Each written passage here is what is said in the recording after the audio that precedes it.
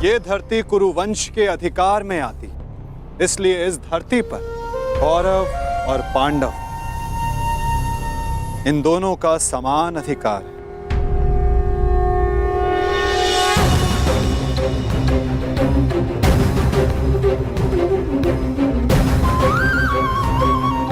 ये भूमि, ये पवित्र स्थल देव नदी सरस्वती के दक्षिण और दृश्यवाही के उत्तर दिशा में आता है। ये भूमि, ये भगवान परशुराम के यज्ञ कुंडों से घिरा हुआ है और उन भगवान परशुराम के 3 शिष्य भी इस युद्ध में भाग ले रहे हैं। महर्षि कुरु ने बरसों तक इस भूमि को जोता और देवों से यह वरदान प्राप्त किया कि जो भी इस भूमि पर मृत्यु प्राप्त करेगा उसे मुक्ति मिलेगी, स्वर्ग मिलेगा।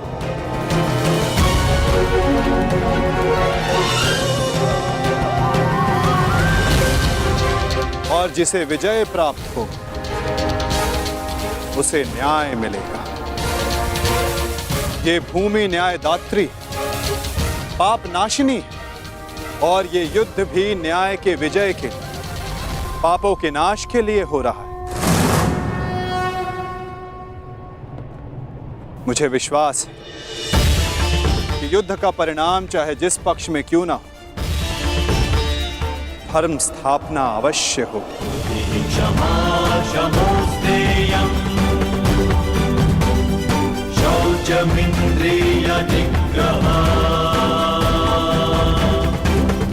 आज से 1 सप्ताह के बाद युद्ध की तिथि निर्धारित हुई।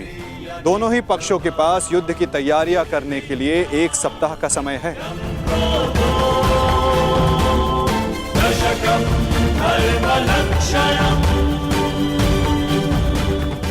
और उसके पश्चात दोनों ही पक्ष यहां पुनः उपस्थित होंगे।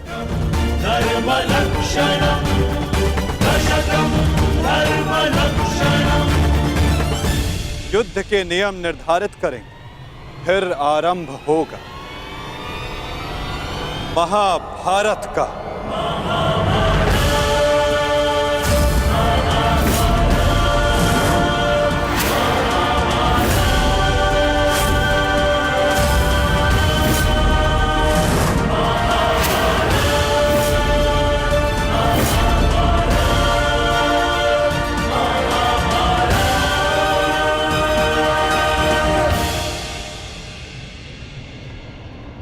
हेलो अर्जुन।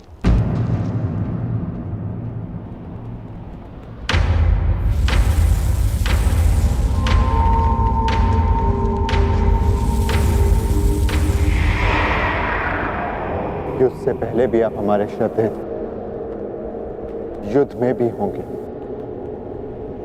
और युद्ध के पश्चात भी।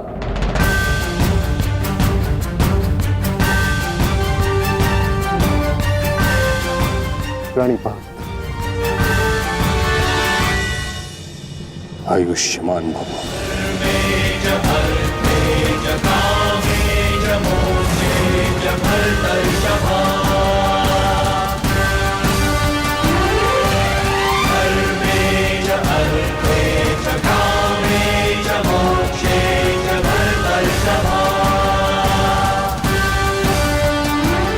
यशस्वी भव।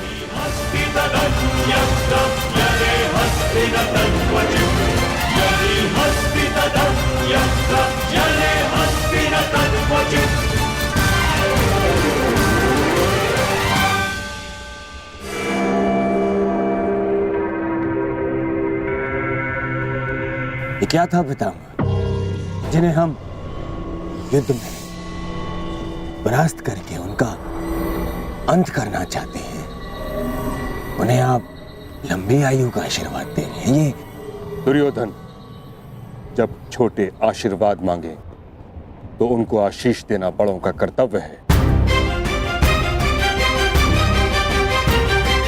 तुम यदि अपने ज्येष्ठ युधिष्ठिर से आशीर्वाद मांगोगे तो अवश्य तुम्हें आशीर्वाद देगा। इतनी बड़ी सेना है तुम्हारे पास, मेरे केवल एक आशीर्वाद देने से तुम अपना विश्वास खो बैठे। तुमने जो चाहा तुम्हें मिला, वो सब कुछ तुम्हारे पास है जो तुम्हें चाहिए। मैं तुम्हारे पक्ष में इस युद्ध में खड़ा हूं, परंतु पांडवों को भी मेरे आशीर्वाद का अधिकार है।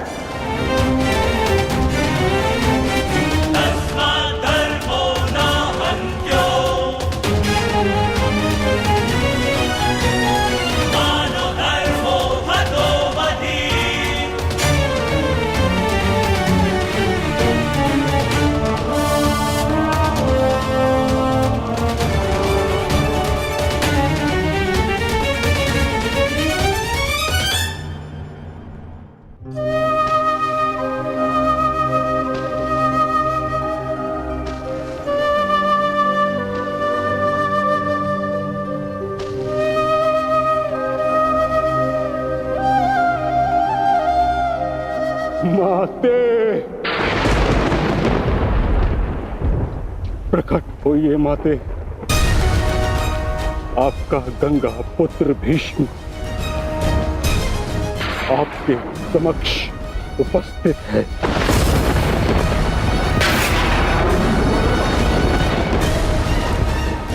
क्या मेरी आवाज आप तक नहीं पहुंच रही? समूचे संसार को अपने जल से शीतलता प्रदान करती हैं आप। आज अपने पुत्र के जलते हुए हृदय को शीतलता प्रदान करिए माते। प्रकट होइए। समझ गया मैं। आप मुझसे रुष्ट हैं,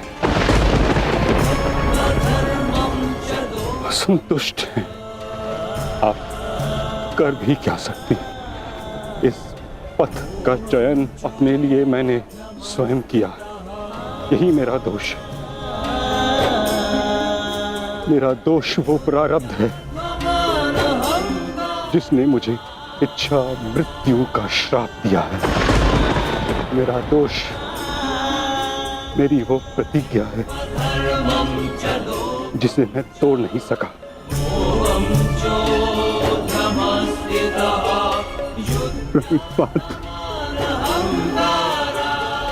आज आपका ये पुत्र आपके आशीर्वाद के बिना ही युद्ध में भाग लेने जा रहा है। अपनी भूल के लिए भाग्य को दोष देना उचित नहीं है गंगापत।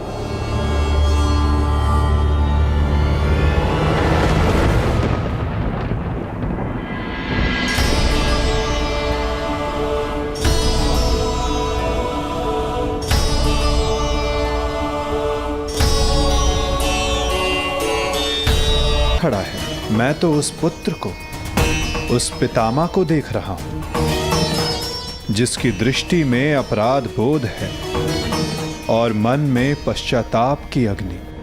सत्य कहा आपने। आप एक योद्धा को नहीं, एक अभागे को देख रहे हैं। मुझसे बड़ा अभागा इस संसार में कौन होगा?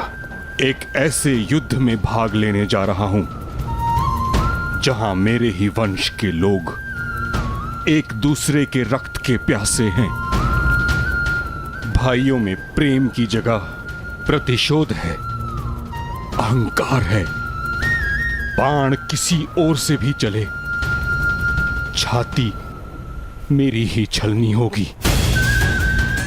रक्त किसी का भी बहे, हृदय मेरा रोएगा और मैं इस अनर्थ को रोकने के लिए कुछ भी नहीं कर सकता। जब आप रोक सकते थे तब आप मौन रहे गंगापुत्र।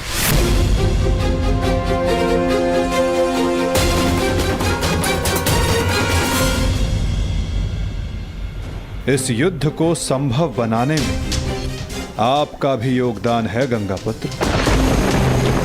उस सधर्म के आप भी भागीदार थे। भागीदार नहीं वासुदेव, विवश था मैं। अपने वचन से, अपनी प्रतिज्ञा से बंधा हुआ था। आपकी प्रतिज्ञा हस्तिनापुर के सिंहासन की रक्षा करना थी। और हस्तिनापुर एक वस्तु, एक राज्य नहीं, एक सोच थी जो भारत में धर्म का उदय कर रही थी। वचन या प्रतिज्ञा कभी उस कारण से अधिक बड़ी नहीं होती जिसके लिए प्रतिज्ञा ली गई है।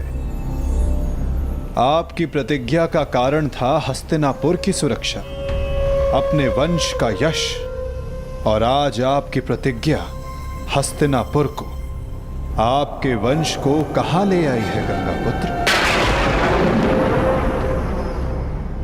आपने हस्तिनापुर को ऐसा राजा दिया जो अपनी ही प्रजा के अश्रु नहीं देख सकता, ऐसा युवराज दिया जो अपनी ही भ्राताओं की संपत्ति से द्वेष रखता है।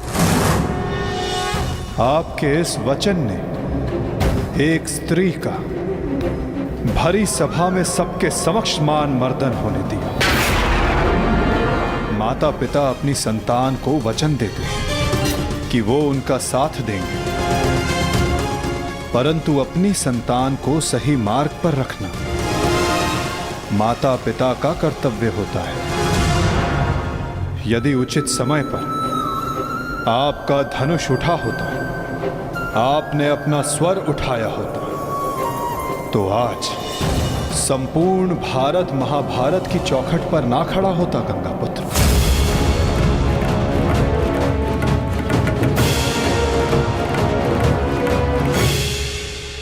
करने के लिए कितना बड़ा मूल्य चुका रहा है ये संसार। समय आ गया है कि उस प्रतिज्ञा को तोड़ दिया जाए, क्योंकि उचित और अनुचित की परिभाषा प्रतिज्ञा से नहीं, अंतरात्मा की पुकार से बंधी होती है गंगापुत्र। ये चुनाव आपका था और इसका फल भी आप ही भोगेंगे। अपने चुनाव के लिए आप स्वयं उत्तरदायी हैं गंगापुत्र, ना कि आपकी प्रतिज्ञा और ना ही आपका प्रारब्ध। ठीक कहा आपने वासुदेव। मैं अपने चुनाव का उत्तरदायित्व अपने सर लेता हूं। मेरा चुनाव है कि मैं अपना वचन तोड़ नहीं सकता। निराशा हुई मुझे ये जानकर। कदाचित इसके लिए पांडव आपको क्षमा कर दे, कदाचित याज्ञसेनी आपको क्षमा कर दे, कदाचित मैं आपको दोषी ना मानूं, परंतु इतिहास आपको इसके लिए कभी क्षमा नहीं करेगा गंगापुत्र।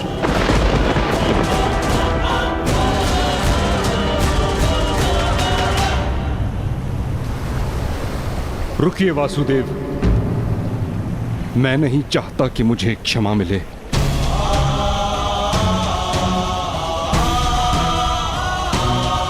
वचन पूर्ण करने का पुण्य मुझे मिले न मिले, परंतु मौन रहने का दंड मुझे अवश्य मिलना चाहिए।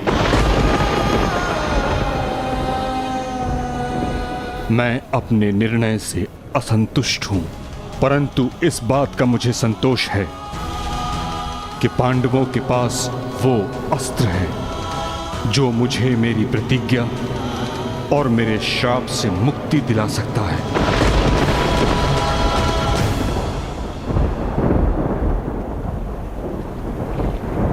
आप भली भांति जानते हैं कि मैं किसके विषय में बात कर रहा हूं, किंतु पांडवों को इसका ज्ञान नहीं। उनका मार्गदर्शन आपको करना होगा वासुदेव। भीष्म नामक समस्या का समाधान आप उनको सुझाएंगे। समाधान अपने गंतव्य तक पहुंचने को है गंगापुत्र।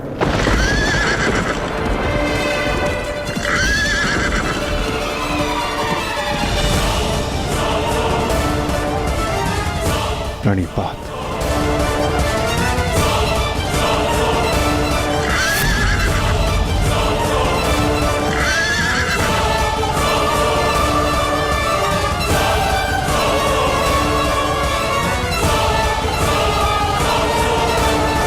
देन है। वो महासागर में भी मिलता है और मीठे तालाब में भी, वो पवित्र गंगा में भी होता है और दुर्गंध आती नाली में भी।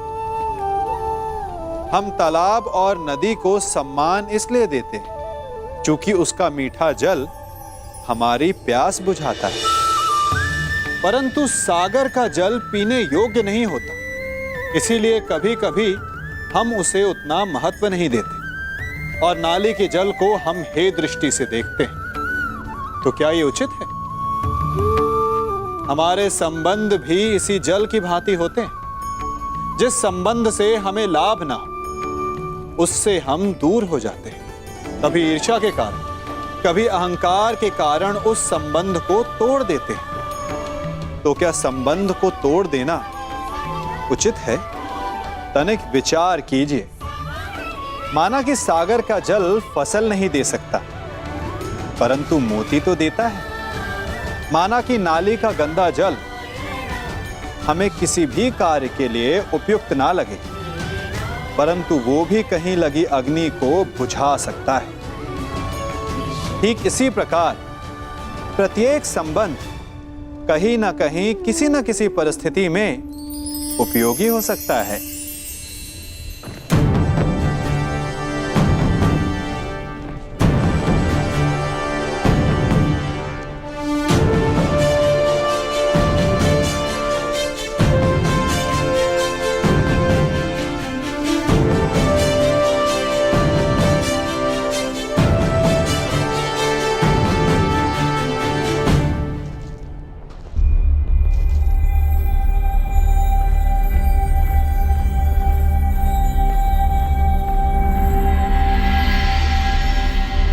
पिताश्री, आप इस भूमि को प्रणाम क्यों कर रहे हैं? क्योंकि ये एक अति पावन भूमि है जहां मेरे गुरु परशुराम ने तपस्या की। परंतु अब ये एक युद्ध भूमि है।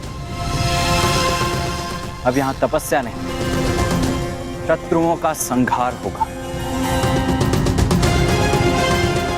एक योद्धा के लिए युद्ध भूमि उसकी कर्म भूमि, धर्म भूमि और यज्ञ भूमि होती है। मंदिर के समान पवित्र होती है। परंतु पिताश्री, मेरी दृष्टि में ये सोच एक योद्धा को युद्ध में निर्बल बनाती है।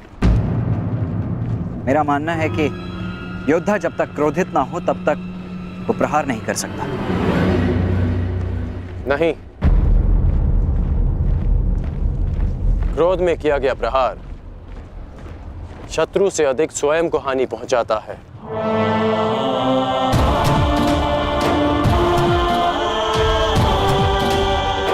परंतु ये तुम्हारा नहीं, तुम्हारी आयु का दोष है। जब मैं भी तुम्हारी आयु का था तो ऐसा ही सोचता था। मेरे भीतर भी यही आक्रोश, यही क्रोध था। परंतु मेरे गुरु परशुराम ने मुझे सिखाया है कि कैसे अपने क्रोध को अपना शस्त्र बना, अपनी दुर्बलता नहीं, कि कैसे शांत मन से उस क्रोध को प्रहार में परिवर्तित करना चाहिए। पुत्र, जब भी शत्रु सामने हो तो दृष्टि में अवश्य क्रोध रखो, परंतु मन शांत रहना चाहिए। परंतु पिताश्री, आज जो मैंने देखा वो तो कुछ और ही था। जब आप पांडवों के समक्ष थे, आपके दृष्टि में क्रोध नहीं था। कोई योद्धा कैसे अपने शत्रुओं को कोमल भाव से देख सकता है?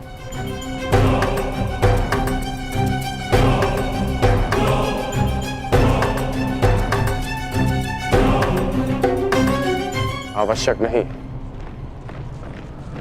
कि हर कोई जो हमारे विपक्ष में खड़ा हो, हमारे विरोध में खड़ा हो, वो हमारा शत्रु हो।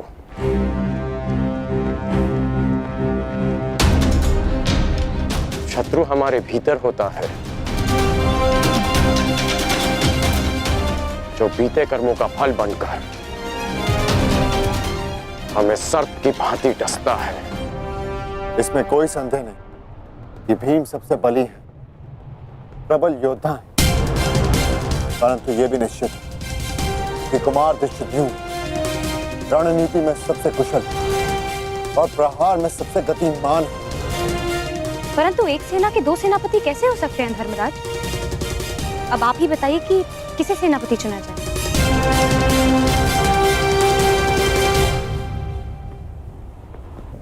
मेरा निर्णय यह है कि हमारी सेना के नेतृत्व के लिए सबसे अधिक योग्य एक विकल्प शेष है युधिष्ठिर।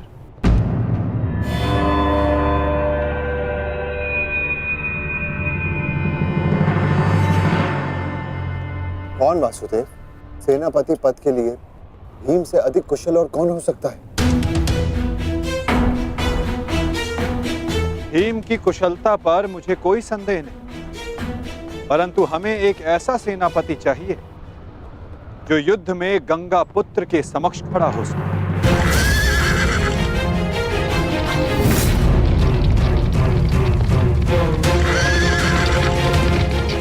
वो जिनके कारण युद्ध में विजय हमारी हो,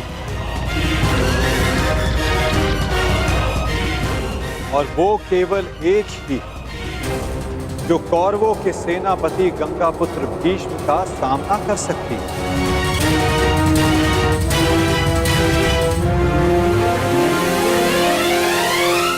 शिखंड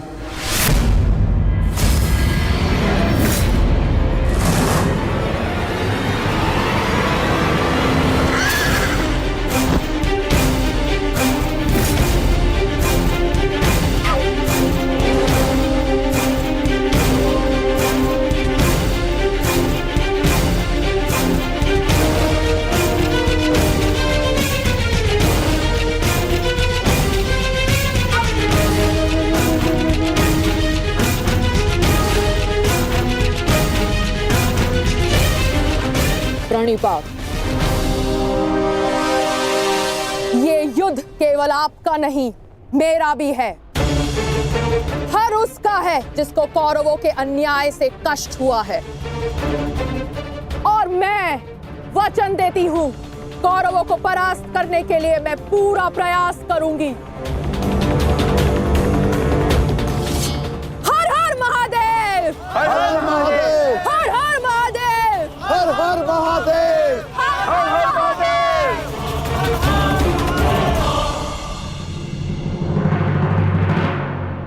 एक समस्या अब भी सामने है वासुदेव। हमारे पास 7 अक्षौणी सेना है और कौरव सेना 9 अक्षौणी है। हमें कोई ना कोई समाधान अवश्य निकालना होगा वासुदेव। उन पांडवों के पास 7 अश्विनी सेना है और हमारे पास 9। चिंता करने की आवश्यकता उन्हें है, हमें नहीं। यदि तुम यूं ही बैठे बैठे आनंद मनाते रहोगे ना दुर्योधन, तो शीघ्र ही ये समीकरण बदल जाएगा। ना, मेरे कहने का तात्पर्य ये है कि शीघ्र ही ये समीकरण बराबर का हो जाएगा दुर्योधन। समझ गए? कैसे? मद्रराज शल्य स्मरण है? नकुल सहदेव का मामा है वो, मामा। और हर मामा अपने भांजे के अतिरिक्त और किसी का सगा नहीं हो सकता ना? और ये बात तुमसे अधिक कौन जान सकता है? उसके पास 2-2 अक्षौणी सेना है, 2-2, और वो भी अति शक्तिशाली। वो यदि पांडवों के पक्ष में चला गया ना, तो पांडवों की शक्ति हमसे अधिक हो जाएगी निश्चित। और हाँ, कलिंग का स्वयंवर तो स्मरण है ना तुम्हें दुर्योधन? शल्य को शत्रु का क्रोध अधिक शक्तिशाली बना देता है। देखा है तुमने? देखा है ना? और हाँ, मैंने तो ये भी सुना है कि शल्य सेना का हर एक सैनिक शल्य की इस विद्या में थोड़ा कम, थोड़ा अधिक कुशल है। ये तो चिंता का विषय है मामाश्री। नहीं होना चाहिए। शैल्य को अपने पक्ष में कैसे किया जाए? है, मेरे पास एक योजना है दुर्योधन। मद्रराज शल्य अपने वचन का पक्का है, परंतु चरित्र का थोड़ा सा कच्चा। इस स्वभाव से थोड़े रसिक भी हैं। तुम समझ रहे हो ना मैं क्या कह रहा हूँ? रसिक हैं थोड़े से। चल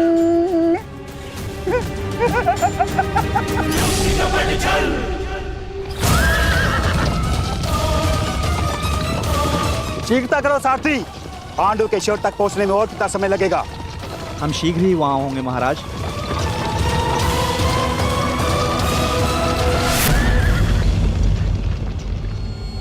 रथ क्यों रोका? मार्ग में कोई है महाराज। इसका साहस जो मद्रराज का मार्ग रोक सके। मद्रराज की कोई सूचना अनुजो? अब तक मामाश्री का कोई समाचार नहीं आया है। समझ में नहीं आता किस कारणवश उन्हें इतना विलंब हो रहा है। प्रतीक्षा केवल दुर्बल करते हैं नकुल, योद्धा केवल प्रयास करता है। युद्ध आने को है, कहीं ऐसा ना हो कि तुम प्रतीक्षा करते रह जाओ और शत्रु अपने प्रयास में सफल हो जाए।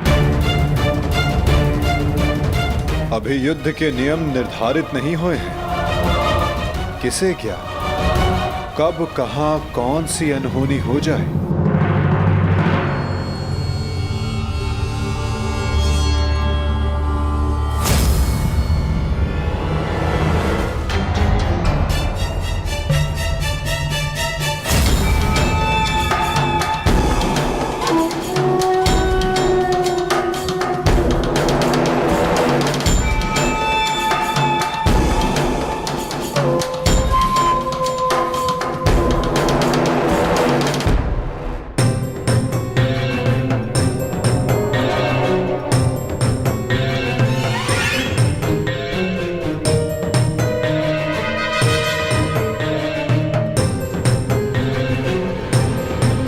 प्रणिपात्र मद्रराज। कौन है आप? आपकी सेविकाएं।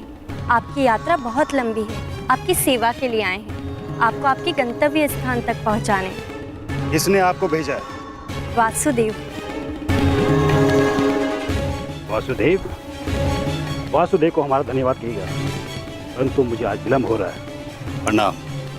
मद्रराज, क्या आप हम दोनों को दंडवीर बनाना चाहते हैं?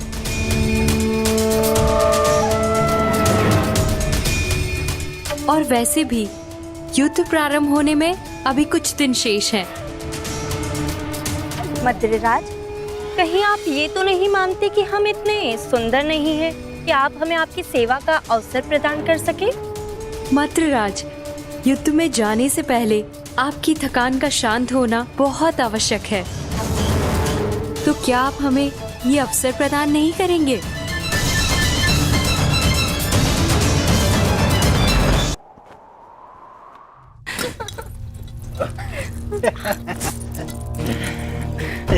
सेवा का आनंद ले रहे हैं ना? अवश्य। मुझे आशा नहीं थी कि वासुदेव भी इतने रसिक स्वभाव के हैं। महाराज, आपका ये पात्र मदिरा से रिक्त क्यों है?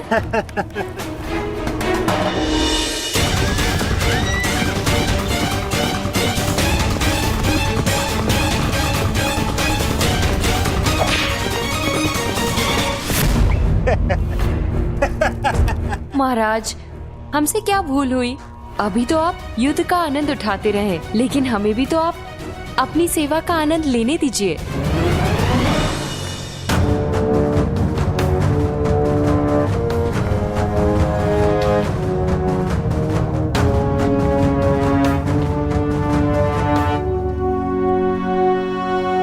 प्रणिपात मद्रराज।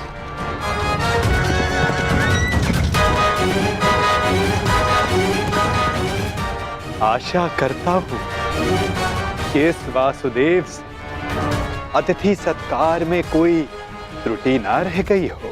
नहीं नहीं वासुदेव, ये तो मेरे जीवन का सबसे उत्तम सत्कार था। मैं अति प्रसन्न हूँ कि यह युद्ध मैं आपकी तरफ से लड़ रहा हूँ और युद्ध के पश्चात मैं एक बार फिर से ये सत्कार लेना चाहूंगा।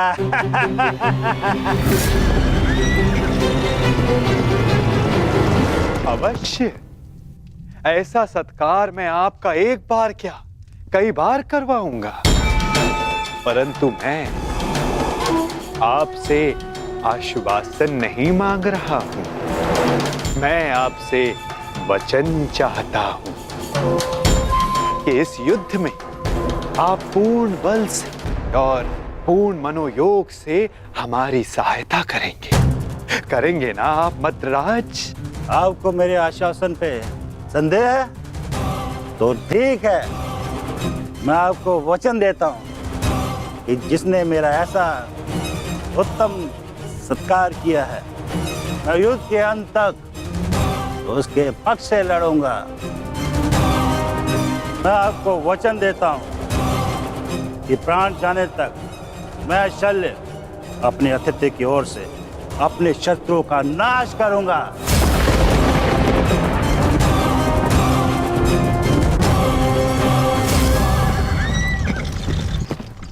उत्तम, अति उत्तम, धन्यवाद मद्रराज, धन्यवाद।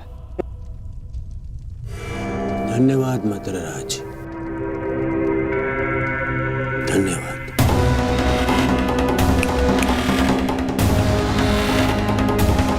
मैं दुर्योधन कौरवों की सेना में आपका स्वागत करता हूँ। तुमने सत्कार किया था मेरा, मुझे भ्रम में रख के मुझसे वचन लिया, छल किया है तुमने मेरे साथ, छल किया है वासुदेव ने पांडवों के साथ, छल। ये वो छलिया वासुदेव नहीं, ये है मेरा मित्र पौंड्रिक वासुदेव।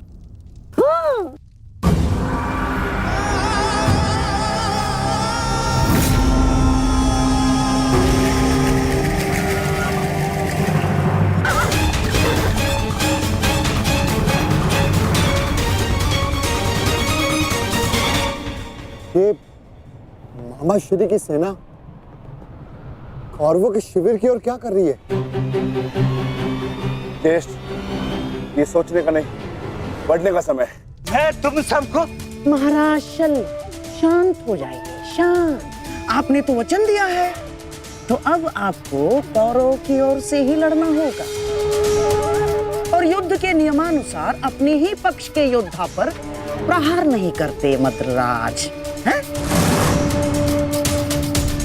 तो आइए, कौरव दल में आपका मैं शकुनी महारथी शल्य का स्वागत करता हूँ। तुम सब ने छल किया है, छल। देख लूंगा तुम्हें सबको।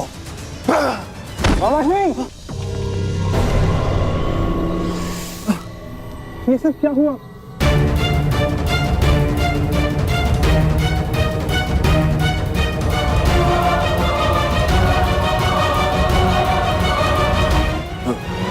पुत्र नकुल, मैं मगधराज कदाचित हिचकिचा रहे हैं।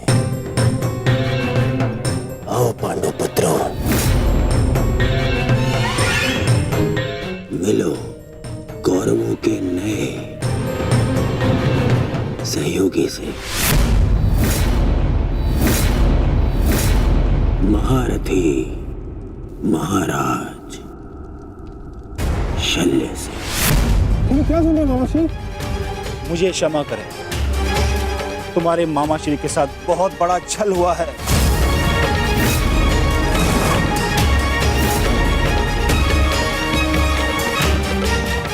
मुझे भ्रम में रखकर वचन लिया गया है मुझसे। भ्रम से ही सही, परंतु आप वचन के भार से बद्ध हैं मद्रराज। दुर्योधन, तुमने हमारे साथ छल किया है। मामाश्री ने सबसे पहले हमें आश्वासन दिया था शांत विकोदर, शांत। पांडवों को आश्वासन मिला था, परंतु कौरवों को वचन मिला है विकोदर, वचन। और वचन वचन होता है, उसे तोड़ा नहीं जा सकता।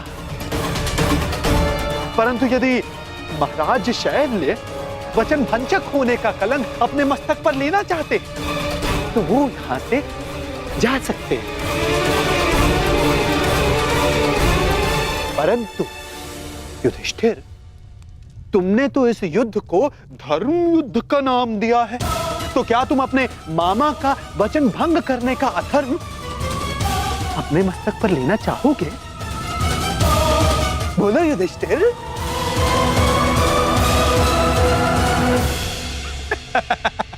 ये सब तुमने किया है पाखंडी। सावधान, सावधान सुन।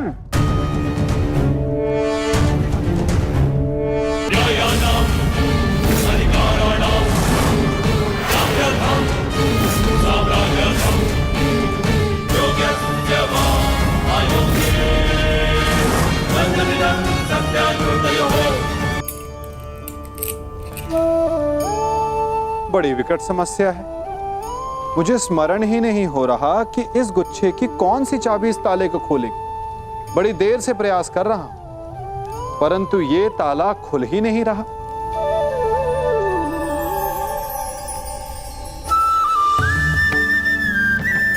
ऐसी परिस्थिति में आप क्या करेंगे? अधिकतर लोग ऐसी परिस्थिति में अपनी आशा खो बैठते हैं। उन्हें लगता है कि चाबी खो गई, वो तिलमिला जाते हैं, क्रोधित हो उठते हैं। परंतु उस समय धैर्य रखें तो गुच्छे की अंतिम चाबी ताला खोल सकती है। कुल्हाड़ी का अंतिम प्रहार वृक्ष को काट के गिरा देता है, परंतु क्या सत्य में कुल्हाड़ी का अंतिम प्रहार वृक्ष को काट के गिरा देता है? आपको आपका लक्ष्य दिला देता है? नहीं, आपका निरंतर प्रयत्न ही आपको सफलता दिलाता है। जब आपका मन निराश हो तो अपने कार्य में दुगनी उत्साह से जुट जाइए, क्योंकि अनावरत बहता जल ही कठोर चट्टान को काट सकता है। सफलता का मूल है परिश्रम, प्रयास और आशा।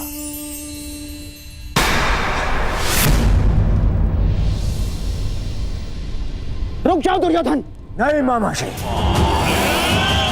आज मेरे मत आइए। बहुत हो गया, बहुत हो गया इन पांडवों का।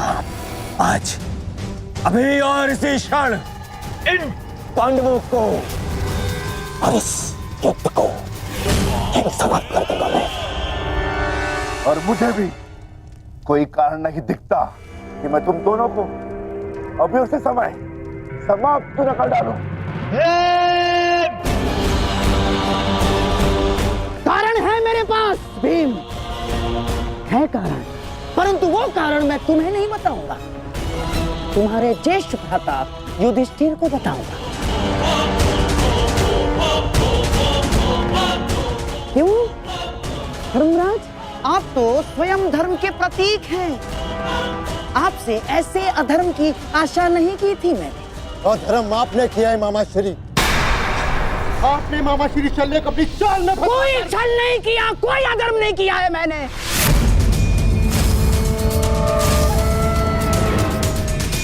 कदाचित आप भूल रहे हैं धर्मराज कि अभी तक युद्ध के कोई नियम निर्धारित नहीं हुए, तो हम पर कोई बंधन नहीं है। हम अपना पक्ष बढ़ाने को पूर्ण स्वतंत्र हैं, और हमने जो कुछ भी किया ना धर्मराज, वो हमारा अधिकार था। और क्या किया हमने? हैं? हमने केवल और केवल एक अतिथि का सत्कार किया, बस। मातृदेव भव, पितृदेव भव, आचार्य देव भव, अतिथि देव भव। पढ़ा होगा आपने, हैं? अपने धर्म में। तो बताइए, एक अतिथि का सत्कार करना क्या दंडनीय है? और कोई छल नहीं किया इस पौंड्रक वासुदेव ने। अतिथि ने पौंड्रक वासुदेव को अपना परिचय पूछा तो उन्होंने बता दिया, उसमें क्या भूल की?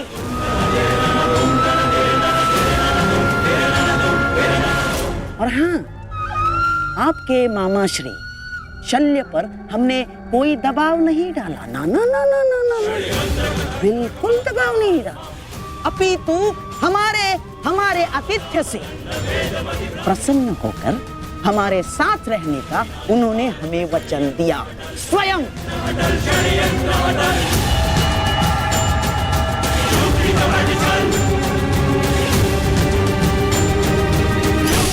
धर्मराज, मुझे खेद है कि आपको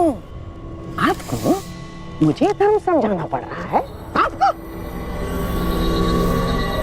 क्या आपने धर्म शब्द का उच्चारण किया गांधार राज?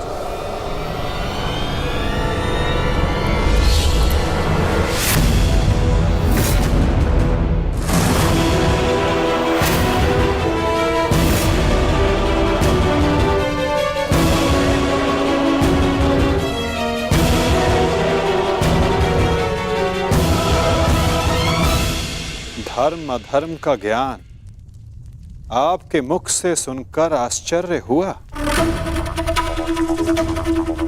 उनके मुख से, जिन्होंने स्वयं कभी धर्म की सीमा का मान न रखा, न राजभवन में, न उत्तराधिकारी के चुनाव में,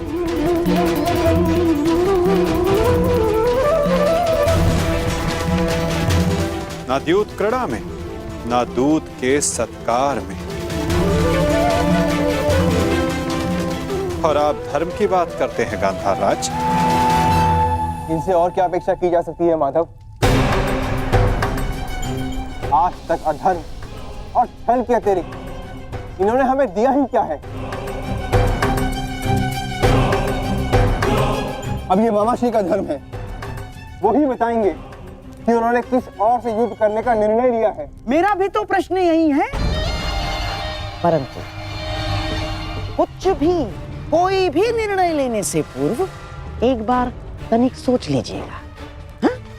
इस बात का स्मरण रखिएगा कि एक राजा का अपने नियम को तोड़ना अशोभनीय, निंदनीय होता है।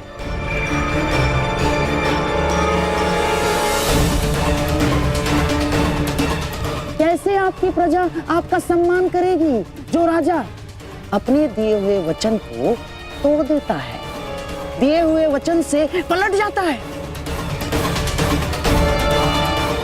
क्या क्या मुख लेके जाएंगे आपके प्रजा के समक्ष आप? तो युद्ध में आप किसका साथ देंगे? अपने भांजों का या अपने वचन का सम्मान करेंगे, मान करेंगे? पुत्र नकुल, मुझे क्षमा कर दो, परंतु मेरे पास कोई विकल्प ही नहीं है।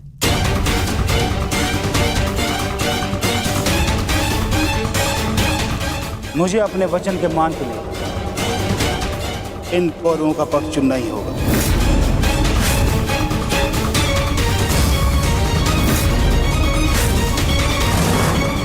तो ठीक है मामाश्री, अब हम भी आप पर प्रहार करने के लिए सज रहेंगे।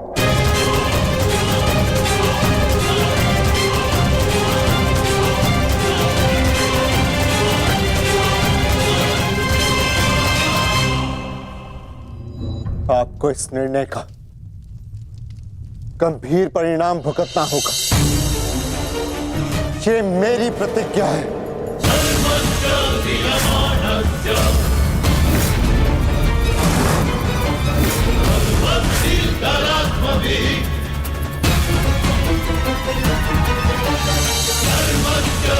पुत्र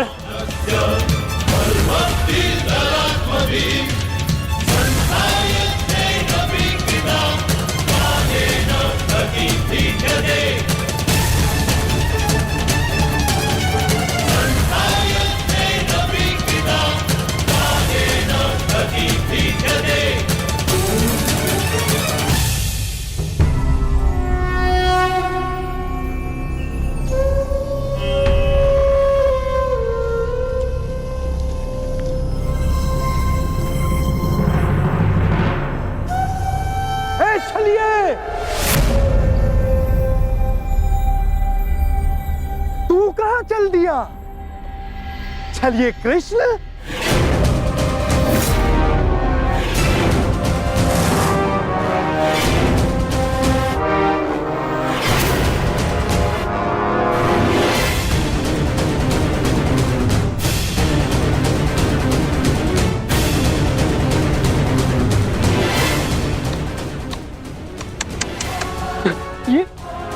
ये क्या देख रहा हूं? वो कृष्ण जिसके मुख से मुस्कान कभी जाती ही नहीं थी, आज वो इतना गंभीर मुख बनाकर बैठा है, इतना विद्रूप मुख बनाकर बैठा है। तनिक सोचो, युद्ध के पूर्व ही तुम्हारी ये दशा है, तो युद्ध के पश्चात तुम्हारी कैसी दशा होगी? अब मुझे तुम्हें देखकर क्रोध नहीं आता, दया आती है, दया।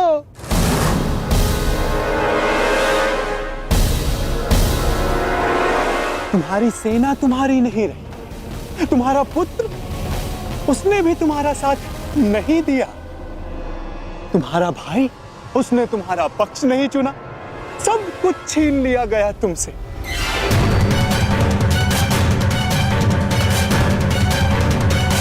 अरे हाँ, मुझे तो अभी स्मरण हुआ, तुम तो बड़ा मायावी बनते हो ना, तो क्यों नहीं रोक लेते ये सब?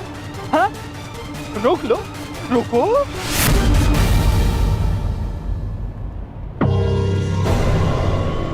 अरे हाँ, विचार करने वाली बात तो ये, जब मैंने तुमसे तुम्हारा सब कुछ छीन लिया, तो तुम उस सुदर्शन चक्र का क्या करोगे?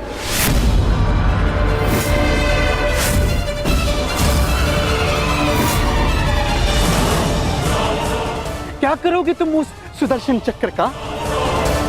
मेरी वस्तु मुझे वापस दे दो,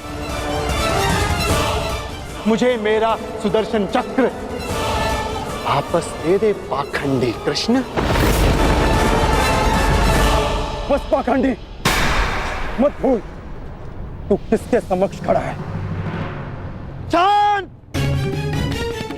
शांत बालक, शांत। ये मत भूलो, जब दो महापुरुष अति मानव वार्ता कर रहे हो, तो एक साधारण बाण चलाने वाले को मौन रहना चाहिए।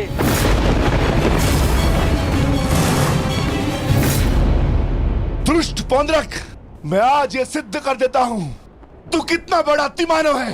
अरे मूर्ख, तू अपनी तुलना वासुदेव से करता है। यदि साहस है तो आ और आके मुझसे युद्ध कर।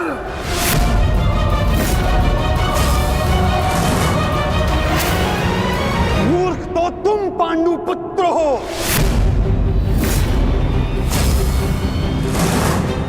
जो ये कभी नहीं समझ पाए कि कोयला कौन है और हीरा कौन, स्वर्ण क्या है और ताम्र क्या है। तुम सब अपनी आंखें खोल के देखो, ये जो तुम्हारे समक्ष खड़ा है, ये छलिया है, और मैं ही हूं वास्तविक वासुदेव,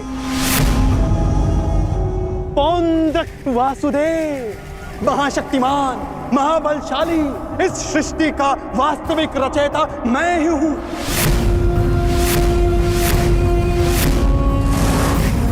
यदि मैं चाहूं तो तुम सबको एक क्षण में तुम सबका अंत कर सकता हूं।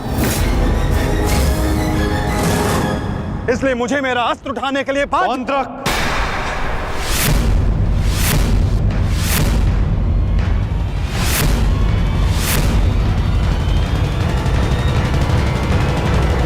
अपनी सीमा लांघने का दुस्साहस मत करो। मैं तुम्हें पहले भी चेतावनी दे चुका हूं और आज अंतिम चेतावनी देता हूं। मुझे वो करने के लिए बाध्य मत करो जिसके पश्चात तुम्हें पश्चाताप करने तक का अवसर ना मिले।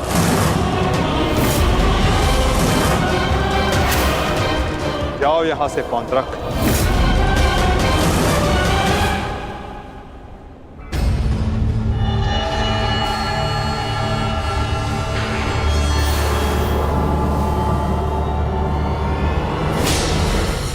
अवसर तू मुझे देगा, मुझे, वास्तविक वासुदेव को, पौंड्रक वासुदेव को।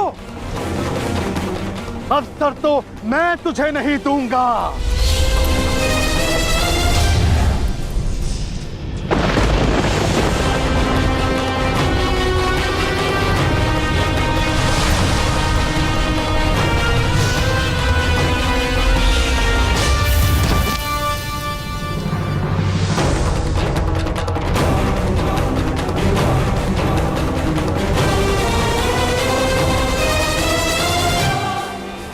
दृष्टि से बाण शक्ति से जीते ये सारा रण, शांत चित धरे आत्मबल भरे जीते हर बाधा कर, छूट ना पाए लक्ष्य हो जाए सा झुका होकर, सूर्य तेज है कवच चढ़ा इसके। दोबारा ऐसा दुस्साहस मत करना, अन्यथा कुछ करने के योग्य नहीं रह जाओगे पौंड्रक।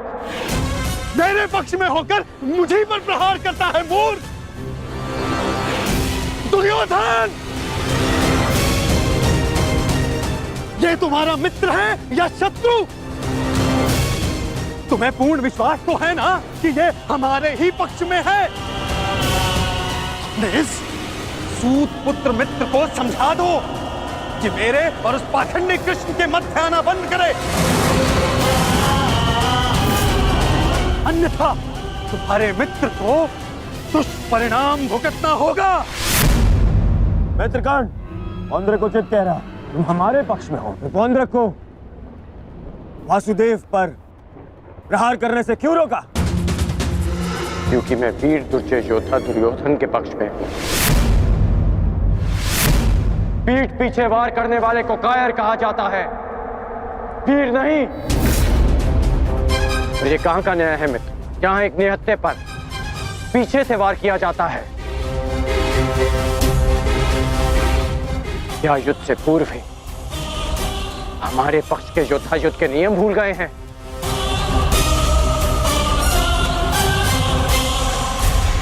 तुमने ऐसा सोचा भी कैसे? तुम इस भांति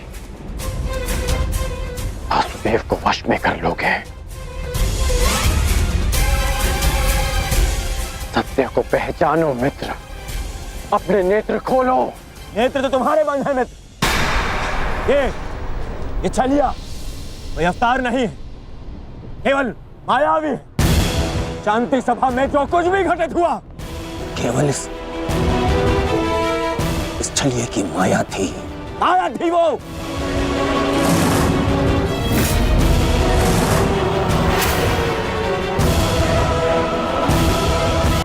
मित्र, तुम फिर से भूल कर रहे हो। भूल तो दुर्योधन ने किया, तुझे अपने पक्ष में रखकर विश्वासघाती। सत्य का ज्ञान तो तुझे नहीं है, तू अपने नेत्र खोल के देख। दुर्योधन, ये विश्वासघाती इन पांडवों के साथ और इस छलिए कृष्ण के साथ जाकर मिल चुका है। छलिए कृष्ण की वाणी बोल रहा है, उसके वश में है ये। अपने कर्मों को वश में ना रख पाए, परंतु अपने शब्दों को विराम लगाओ पौंड्रक। विश्वासघाती और छलिए तो तुम हो, जो स्वयं को किसी और के रूप में ढालना चाहता है। तुम एक अस्तित्वहीन घृणित जीव हो, जिसके पास ना कोई सम्मान है और न स्वयं की पहचान। तो अब एक सूत पुत्र मुझे मेरी पहचान और बाण का ज्ञान देगा?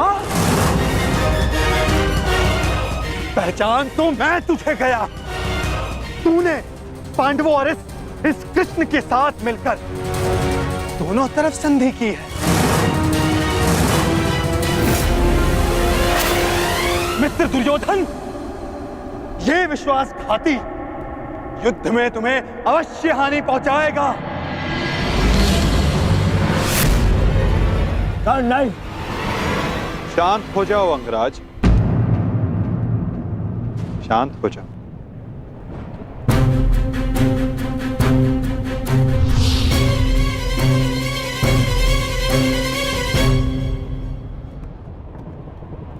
उचित ही तो कहा था पौंड्रक ने। आज मेरा हर अपना, मेरा हर संबंधी मेरे विपक्ष में खड़ा है,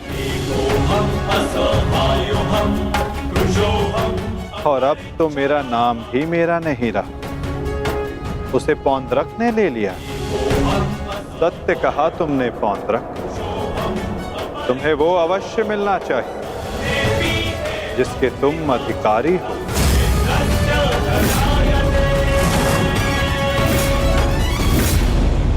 अद्भुत कृष्ण, अद्भुत।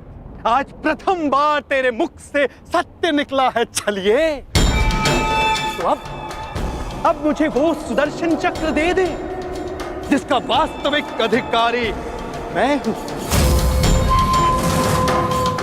दे मुझे वो सुदर्शन चक्र। ठीक है पौंड्रक, मैं इसी क्षण दोनों पक्षों को साक्षी मानकर तुम्हें वो देता हूं जिस पर तुम अपना अधिकार समझते हो।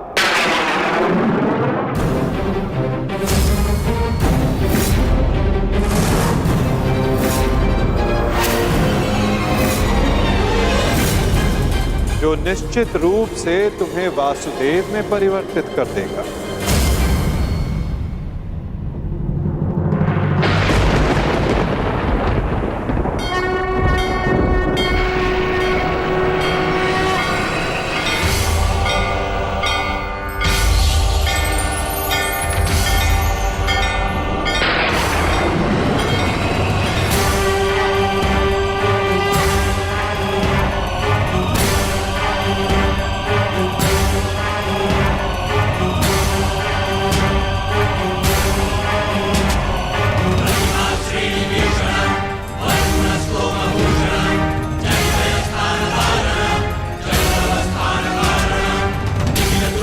ये लो पौंड्रक, वो अस्त्र जिसका वास्तविक वासुदेव के पास होना अनिवार्य है।